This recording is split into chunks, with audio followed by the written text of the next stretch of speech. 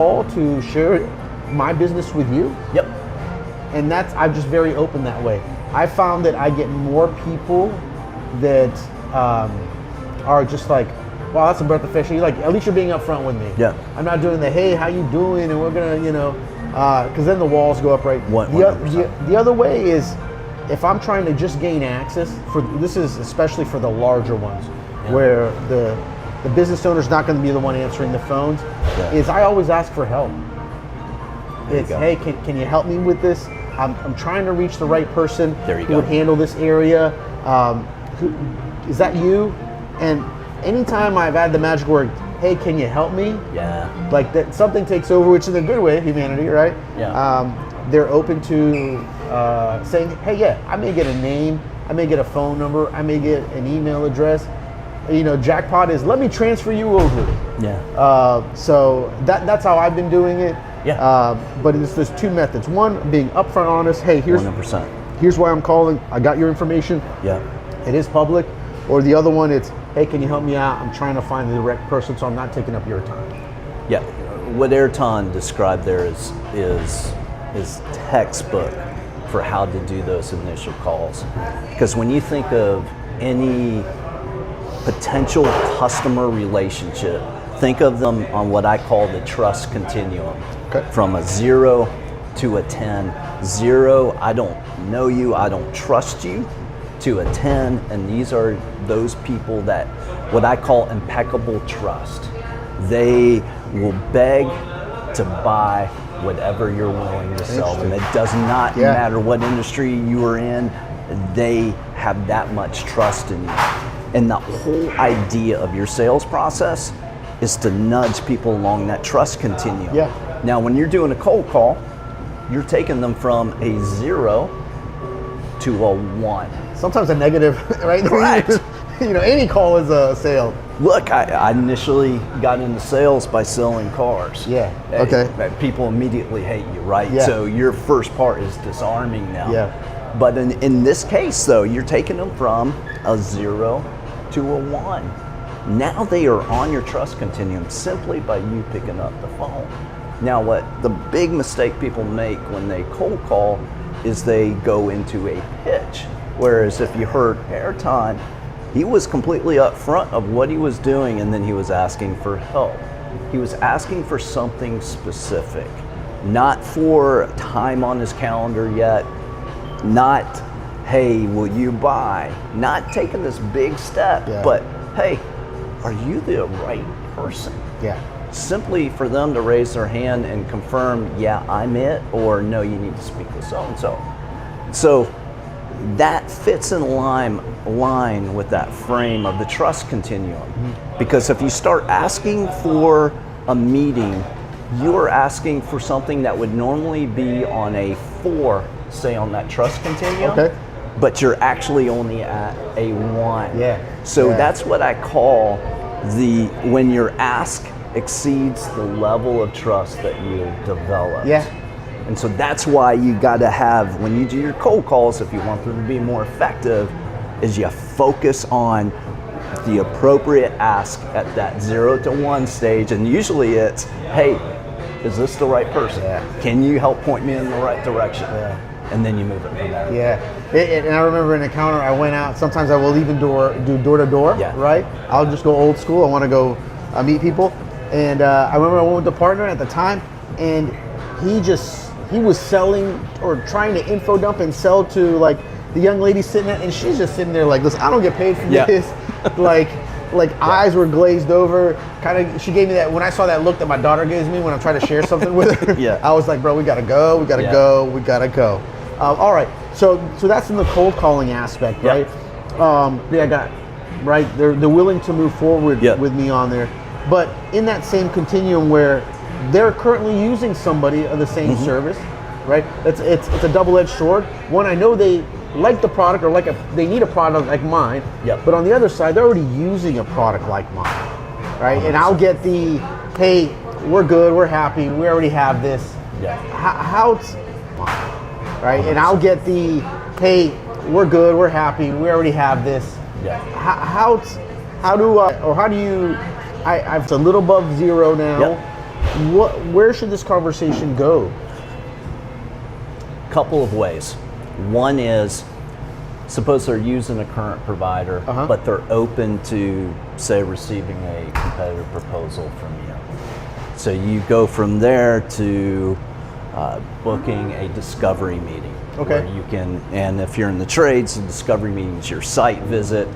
But whatever you call it, the discovery is when you are investigating that problem to ensure it's a problem that you can solve and get an idea of what that solution would look like. So you would take them to the transition of that discovery. Then in discovery, as you talk about their current provider, you never talk down about the competitor. One way that you can get insight. So I can't say, listen, they suck. I'm better than them. Yeah. It works in politics. Bad for business. So the way you can get information about that is a question I like is a 1 to 10 question. So look, on a scale 1 to 10, where 1 is, man, I can't wait to get rid of this provider, to 10, like there's absolutely nothing you can do or say right now that would get me open to considering anybody else. Where would you slot your current provider? And they may say something like a 5 or 6. Maybe they'll even say an 8, right? Yeah. Okay. Whatever that number is. It's easy when it's like 5 and under, right? Because then they're like, I'm running from these people. Correct. But here's where the money is made. As you go, whatever number they give you, you go, I'm curious, what changes would they need to make in order to take you from the 6 that you're at right now to a 10? Got it. Okay. And what they share at that point is the gap. And your job is to be the one who can fill that gap. You're gathering intelligence to know where that opportunity lies. So I like it. That's a valuable part of that. Now, suppose you're in that cold call phase. They say, yeah, I'm this person. But we have somebody in place, but we're not renewing our contracts for another 6 months to a year. Okay. In that case, what you do is you look for ways of cultivating that relationship. Interesting. So I'll give you an example. When I was selling trucks and I called on the largest Caterpillar dealer in the state of Georgia, and at that time they had a great relationship, a long-standing relationship with another GM dealer. Totally great, completely. It's great that you have an established relationship. Would you be open to me keeping in touch? And if at any point they, for whatever reason, don't have the vehicle you need at that time, would you be open to me being a 911, an emergency call for you? It's like, yeah, sure. So we kept in touch. I took them to lunch, cultivated that relationship. 18 months later, I got my first order from him. Interesting. I have a client. Just so you know, so he cultivated this for a year and a half, right? A year and a half. Months. Right, okay. Well, let me ask you, okay, so on that, before we move forward on that, you're cultivating this relationship. A lot of times, it's a speed to close, right? And there's cycles that have come, and you're a year and a half in. How did you set yourself up to do checkbacks and check-ins and a tickler file, or whatever you call it in your industry, to keep that in front of mind? Number one, I have, and I teach this to my clients, a quarterly follow-up system. So as you're ending the quarter and you're approaching the next, I would send out a very short email, say, hey, as we're planning for Q3 of this year or Q4 of this year, do you anticipate needing any budgets, quotes, or any other support from us for this next quarter? And that one email alone would trigger responses. It gave me a quarterly touch point with everybody. That's number one. Back then I didn't have LinkedIn, but today with LinkedIn, everyone that I am cultivating, I am connected to on LinkedIn, and I am engaging on their contact, on their content, and building a relationship that way. And then establishing, hey, I'm going to be in your area, would love to come by and take you to lunch if your schedule permits. Would you be available on such and such day? Gotcha. So when just on that there, where do you then, on the other side of it, say, hey, this isn't going to go past where it's going to go? Yep. Where you pivot to focus in other areas that are going to be more, what's the word I'm looking for? Advantageous for you, right? You've done this, you've done the pitch, you've done the not the pitch, you've done the growth in this relationship. How do you then kind of like move it to where it's going to be a little different? When you say, like, hey, here's what I'm asking. I'm not going to continue following up. I see that this is not. Or is it always like everything is always in play and always in use? It's a situation by situation. Okay. This was the largest cat dealer in Georgia. You'd make a great client no matter what. Yeah. So I'm even a year and a half later, the numbers are there. Correct. Even in that case.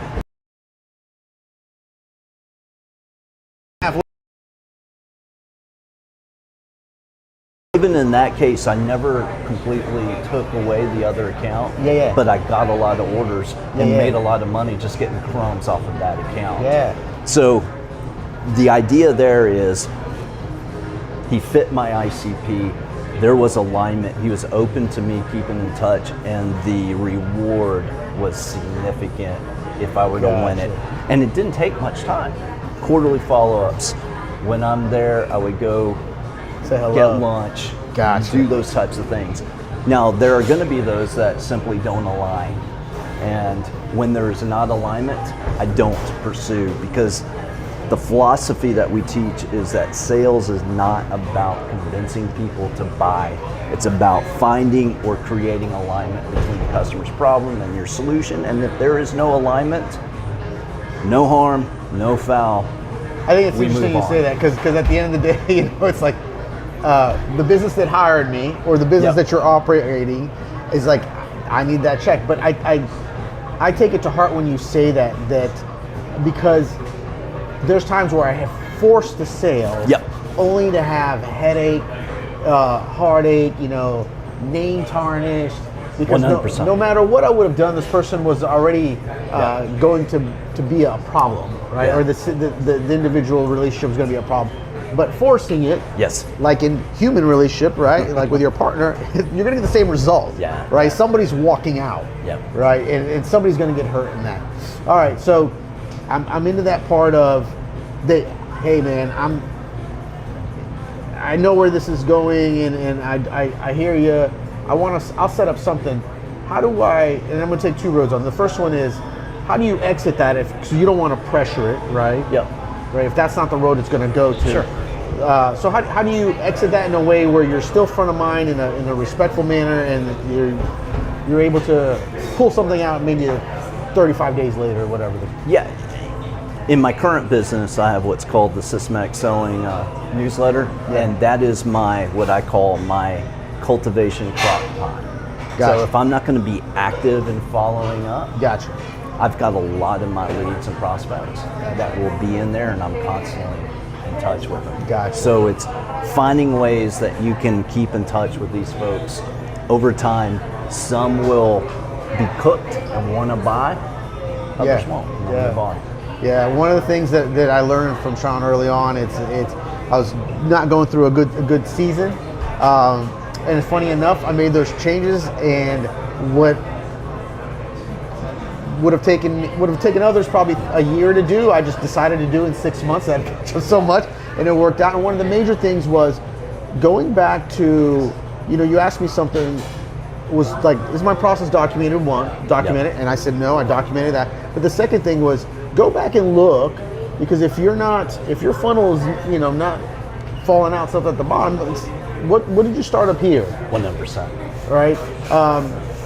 That changed, where I look at every day now as a cost for me. So it's just like, and I've changed my habits. I've changed my. Love it. I've dropped places that I was going to because it was never going to be useful for myself or for the individuals, right? And that way, I do want to point out, because we're going to get tight on time very soon here, everything that we're going through here, Sean does a great job of putting out for free. All right, check out the podcast, right? Where can they find the podcast? Systematicselling.co. That's systematicselling.co. No M at the end there. There's times where I've taken like screenshots of like ways of how to talk to individuals, and I've taken them directly from there. I've given them to my crew, and they've done wonderful for them. In fact, it's gone from a team-wide initiative to now like a whole Florida region initiative from this one list I was calling from because of the success from there too. Love it. And what's the website specifically that they can go to? Did you get the website now? I did. Okay. Systematicselling.co. I thought it was. I get lost sometimes, man. Got it, man. All right. So now it's the benefit. I move forward. They're good. They're like, Yep. you know what? I do want to go from a 6 to a 10, and there's a gap here. How do I take that and not, as the one guy said, I forgot his name, but it's spill my candy in the lobby right before I get to the movies, right? Yeah. How do I do that to like, hey, is the focus not the sale, or is it the sale, or the focus is let's set up a meeting, let's have a conversation? Yeah, it's to set up the meeting. So if you're in discovery and you're having that conversation, Yeah. and what you're doing is you're defining what the scope of the project or engagement is. Gotcha. What I've found to be highly effective is to, before you send a proposal, to schedule what I call a scope review call. Or in my business, called a game plan call or meeting you do on Zoom. And that gives you the opportunity to present the scope and the numbers in a live environment. So if they say, well, actually we were thinking it'd be this amount, or your competitor quoted this, now you can have a conversation and improve your odds of closing that deal. Awesome. In fact, that happened this morning with me before I came here. We had a meeting last week. We identified a few areas. Yeah. We had a scope call this morning. My partner even identified, hey, you have the businesses 15th. Your extensions are going to just disappear. All right. Make sure you're calling your bookkeepers, whoever takes care of your taxes. And then moving forward, what happened was we just said, my partner was future looking and say, hey, 16, 17, or 18, what's better for you? Because we know that 15 is going to be tough. And even then, it's still not a, hey, I'm here to lock you down kind of situation. So I do have to do some homework here before we do get out of here. We are doing Testimonial Tuesdays, all right, here at JJ's Fresh Kitchen. Sound by Camacho Photo Cinema here, and you can meet him here. Certified Best Roofing is our sponsor, but we are here at 2950 Curry Ford Road at JJ Fresh Scratch Kitchen. The food smells amazing here. Does. I'm having a tough time, to be honest, focusing on you, but I do want to go over some future events that's coming up. So tomorrow at the Lee Vista location for Rock and Brews from 5 to 7, we are having our real estate trades network. Man, that's it's focused on trades, but the toolbox that you can build, right? I know somebody from it. Tile, anything you need, you're going to find somebody there, right? In a very laid back environment. So if you want to grow that toolbox and grow your environment, please come out to that. We do have the EOCC Economic Interchange Breakfast that's coming up on the 17th, and that's from 8:30 to 10 o'clock at Mission Barbecue in Orlando. Make sure you go to eocc.org to see that information. And the last one I'll go over is Wednesday, September 3rd, Next Level Real Estate Trades. I already said that one, right? Yep. And this Thursday, we are at Bonefish Grill for Coffee Club. There. Sean, thank you so much, man. I appreciate it. Listen. Appreciate you. You're a business owner, you're brand new, get to Sean's website, www.systematicselling.co, Charlie Oscar. So much good information on there. You're gonna love the work, but work at it and it gets easier. We're good?